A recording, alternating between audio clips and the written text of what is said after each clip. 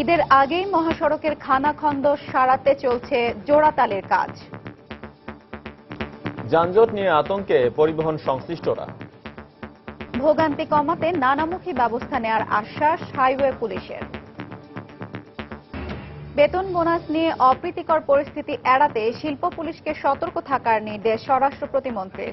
রাজধানীতে পাওনা পরিশোধের দাবিতে লাল পতাকা মিছিল। ঢাকা বিশ্ববিদ্যালয়ে ভর্তি পরীক্ষায় দ্বিতীয়বার অংশ নেওয়া যাবে না, হাইকোর্টের রায়। রিট আবেদনকারী শিক্ষার্থীদের অসন্তোষ। নারায়ণগঞ্জে 7 খুনের মামলার পলাতক 13 আসামির বিরুদ্ধে গ্রেফতারি পরোয়ানা। কাউন্সিলর নজরুল ইসলামের স্ত্রীর করা নারাজি আবেদন খারিজ। মুক্তিযোদ্ধা আত্মহত্যার ঘটনায় অভিযুক্ত সচিবের বিরুদ্ধে আরও এক মুক্তিযোদ্ধার অভিযোগ, অস্বীকার মন্ত্রণালয়ের। এবং বাংলাদেশি বংশোদ্ভূত ব্রিটিশ পরিবারটির সিরিয়ায় পাড়ি জমানোর মূল পরিকল্পনাকারী 21 বছর বয়সী মেয়ে রাজিয়া, ধারণা যুক্তরাজ্য পুলিশের।